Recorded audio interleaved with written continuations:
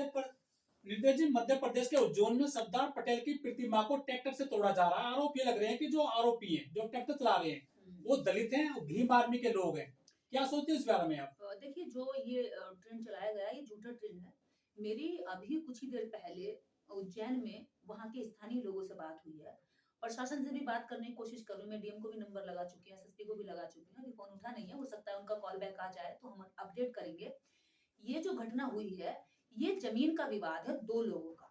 ज़मीन के विवाद में ये ज़मीन बहुत महँगी है, कॉस्टली ज़मीन है और इसको दोनों ही वर्ग जो है अपने-अपने कब्ज़े में लेना चाहते हैं। तो और दोनों ही वर्ग इसमें पटेल हैं और दूसरा मालीवाल। दोनों ही जातियाँ ओबीसी की हैं, इसमें दलित ओबीसी एंगल कोई नहीं है।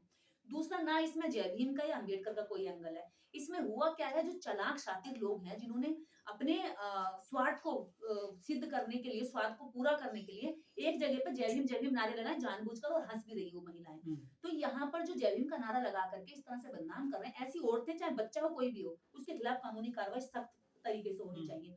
क्योंकि सरदार वल्लभ भाई पटेल भी इस देश के महापुरुष हैं, उनके खिलाफ अगर इस तरह की हरकत हो रही है, तो इससे पता चलता है कि उन लोगों को ना तो कोई भी संविधान में विश्वास है, ना उन्हें शासन प्रशासन में विश्वास है, ना उन्हें पटेल जी की मूर्ति में विश्वास है। क्योंकि बाबा साहब डॉक्टर अम्बेडकर को मानने वाले लोग कभी पटेल जी की मूर्ति नहीं तोड़ सकते।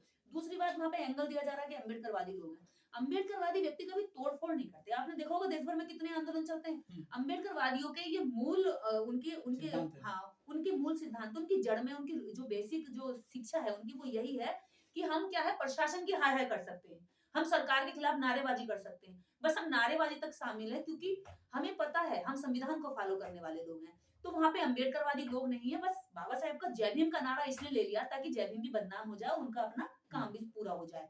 तो जितने भी संविधान को मानने वाले लोग हैं, अम्बेडकरवादी लोग, कभी इस तरह से ना हमला करते हैं, ना कभी उनके हाथ में पत्थर देखे, ना कभी उनके हाथ में लाठियाँ देखी और अम्बेडकरवादी लोगों के हाथ में भगवा रंग का गमछा नहीं होता है। आपने देखा उसमें पूरी वीडियो में कहीं भी अम्बेडकरवादी लोगों के हाथ में या तो नीला नीला रंग का गमछा होता है या जय भीम का झंडा होता है या पंचशील का झंडा होता है। आपको ना पंचशील का झंडा दिखेगा, ना जय भीम का झंडा दिखेगा और उज्जैन के अंदर जो दोनों वर्गों में ये झगड़ा है, दोनों वर्गों में नेता शामिल है। क्योंकि जो दूसरा जो नेता है वो बीजेपी का नेता बताया जा रहा है। अब ये हमें नहीं पता है कि वो क्यों ऐसा कर रहे हैं, क्योंकि कई बार होता है क्या सत्ता में बैठे हुए लोग भी अपने ही महापुरुषों को आगे रख करके जनता में भड़काऊ चीजें फैलाते हैं। लेकिन मिनिस्टर की जो खबरें आ रही हैं और जो ट्विटर पर जो ट्रेंडिंग कर रहा है पूरा मैटर ये, उसमें एक पक्ष को उससे भीम आर्मी से बताया गया है, दूसरा गलत है। ओबीसी से बताया गया है। क्या जातीय संघर्ष बढ़ाने की कोशिश की गई है? हाँ, ये देखिए जातीय 2 जो जैसे दलित और ओबीसी एकता बढ़ रही है, क्योंकि इनमें भाईचारा बढ़ रहा है। लगातार सोशल एक्टिविस्ट और सोशल रिफॉर्मर जो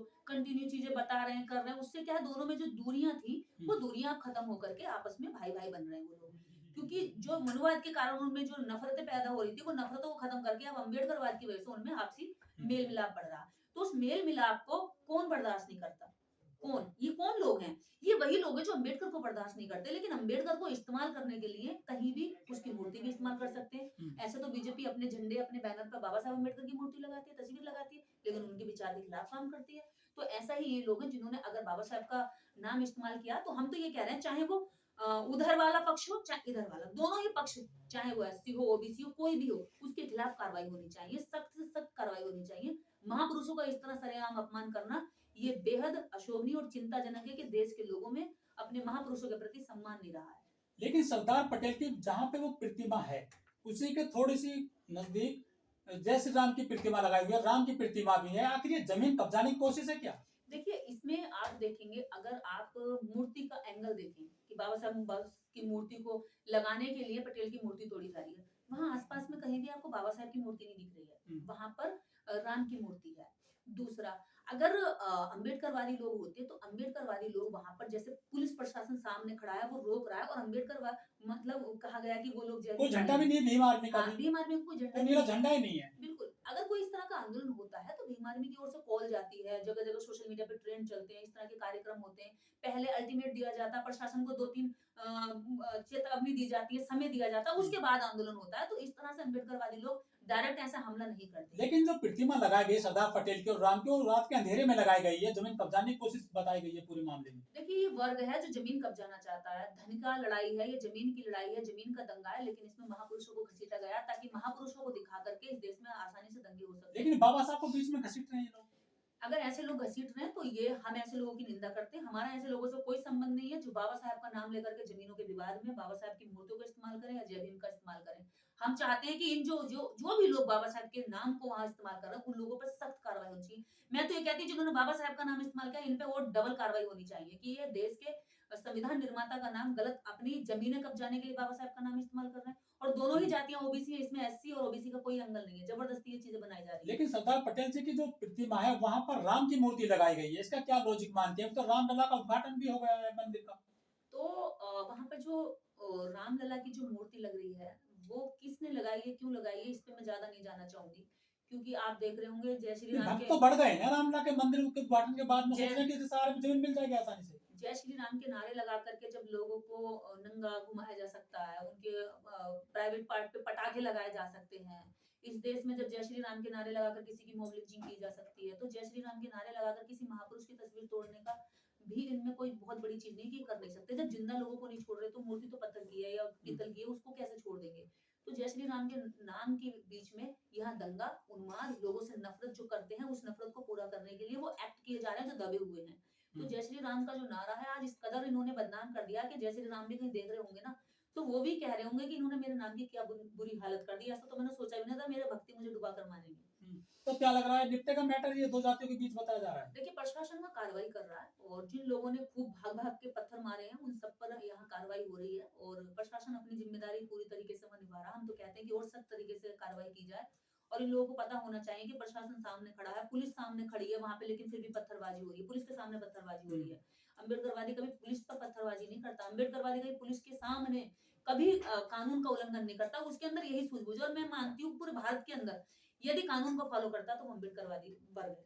जो अधिकारी है वो तो इसका जिक्र नहीं कर रहे हैं कि भीम आर्मी की तरफ से ये कार्रवाई की गई है, तोड़फोड़ की या पथरावजनी भी हुई है। लेकिन जो खबरें आ रही हैं सोशल मीडिया में या जो जो देखिए वहां खबरें पर कितनी उनको भीम आर्मी नाम बता दिया है। आपको पता है ये खबरें कितनी तथ्यपूर्ण है। आपको पता नहीं है कि ये लोग फैक्ट लिख करके ही सबसे बड़े झूठ पेश करते हैं। आम जनता क्या होती है वहां जा नहीं सकती। मेरी जानकारी है उज्जैन में, आपकी जानकारी हो सकती है, मेरी हो सकती है। मैंने 10 लोगों से सुबह से बात कर ली क्योंकि मेरे मेरे परिचित है वहां पर, मेरे हर जाति धर्म में वहां लोग परिचित है, मैं वहां काम करके आ चुकी हूँ। बदनाम करने वाले कौन लोग हैं हाँ, फिर ये सोशल मीडिया में? मैंने हर वर्ग के लोगों से मेरी जिनसे बात हुई है वो खुद पटेल हैं, जिनसे मेरी बात हुई है, एक उसमें पाटीदार है, एक उसमें मुस्लिम है, एक उसमें अम्बेडकरवादी है खुद और एक उसमें ब्राह्मण है जिससे मेरी बात हुई है। सुबह से मैं 10 ही लोगों से बात कर चुकी हूँ क्योंकि एक आदमी की बात पे विश्वास नहीं किया जा सकता। और सबने यही बात की है कि ये जो है ज़मीन का मामला है, ज़मीन छीनना चाहते हैं और ज़मीन नहीं मिली तो इन्होंने रात-ही-रात पटेल की मूर्ति लगा दी। और दूसरा वर्ग कहता है अगर तुमने पटेल की मूर्ति लगाई तो हम बाबा साहब की मूर्ति लगा के कब्जा करेंगे। तो वो दूसरा वर्ग भी ना अम्बेडकरवादी है, ना उसने कभी बाबा साहब के विचारों पर काम किया, ना कुछ किया। बस ये है कि ज़मीन कब्जाने के लिए वो बाबा साहब का नाम इस्तेमाल कर रहा है। तो ऐसे लोगों पे कार्रवाई होनी चाहिए। हम खुद अम्बेडकरवादी इस बात की मांग करते हैं। हम अपराधियों को बचाते नहीं है कि हम अपराधियों को गले लगा लें और तुम अपराध करो तो तुम्हें जेल भिजवाने की बात करें। हमारे अपराध करें तो हम उन्हें बचाएं नहीं। अगर कोई इस तरह से बाबा साहब का भी नाम ले रहा है, मैं तो ये कह रही हूँ अगर कोई अम्बेडकरवादी भी है और पटेल की मूर्ति पे इस तरह पत्थर मार रहा है तो उस पर कार्रवाई होनी चाहिए।